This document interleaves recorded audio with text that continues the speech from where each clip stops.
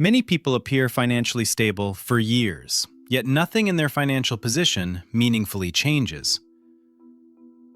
Their situation does not collapse, but it does not compound either. A stable income creates predictability. Rent is paid, bills are covered, daily needs are met. From the outside, this looks like progress. But stability and momentum are not the same thing. Stability means the system continues. Momentum means the system grows. Most income systems are designed to maintain equilibrium, not to build acceleration. Money comes in, money goes out, and the structure resets every month. Nothing is technically broken, but nothing is structurally advancing. Many financial systems are built around monthly cycles. Salary arrives, expenses are paid, whatever remains is labeled savings. Then the next month begins, and the process repeats. This structure trains the mind to think in short loops rather than long arcs. The goal becomes surviving each month comfortably, not building scalable capacity over time. Even when surplus exists, it is often treated as flexible spending or emergency padding, not as capital that must be preserved and deployed intentionally. Over time, the financial system becomes optimized for balance, not growth. And balance, by design, resists change.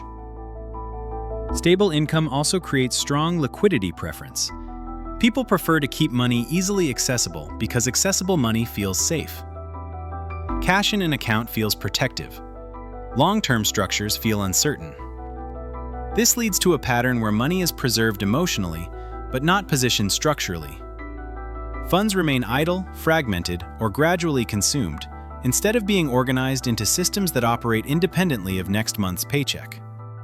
Psychologically, the mind is protecting comfort. Structurally, it is preventing compounding. When income rises, expenses tend to rise quietly alongside it. Not through sudden luxury, but through small upgrades that feel reasonable. Better food, more subscriptions, higher rent, convenience purchases. Each change feels justified, and none of them individually appear harmful. But together, they convert income increases into lifestyle maintenance, instead of into financial leverage. The system absorbs the extra capacity instead of redirecting it into growth mechanisms. So even when income improves, the financial position often remains functionally static. Another structural issue is income dependency. When financial security is entirely tied to continued work output, any pause becomes a threat. This keeps attention locked onto short-term cash flow instead of long-term structural building. Energy goes into preserving the income stream, not into constructing assets or systems that can operate alongside it. In this model, time becomes the primary fuel, and time, once spent, cannot compound. The financial system survives, but it never escapes its own treadmill. Momentum requires mechanisms that grow without proportional effort. But most people's financial systems contain none. No scalable investments, no ownership structures, no automated accumulation. Only repeated labor converting into repeated consumption. Without compounding elements, growth can only be linear. And linear systems feel busy without becoming transformative. Effort increases, output increases, but position stays roughly the same. From inside the system, this feels like progress. From outside, the trajectory is flat. What makes this pattern difficult to detect is that nothing collapses. Bills are paid. Emergencies are handled. Life continues.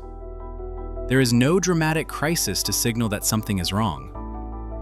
But structural stagnation does not announce itself loudly. It simply persists quietly. And because nothing breaks, nothing demands reconstruction.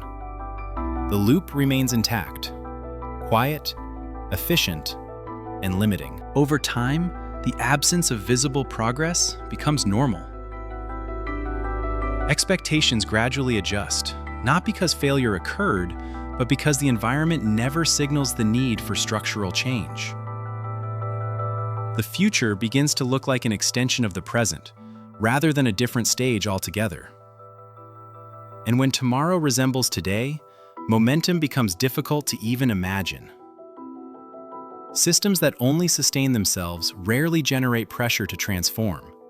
They simply continue, reinforcing the same patterns year after year. There is also a subtle trade taking place between effort and structure.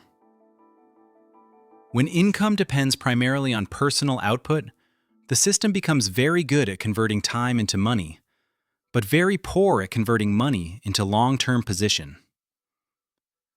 The individual remains essential to the system, not because growth requires them, but because nothing else has been designed to operate without them.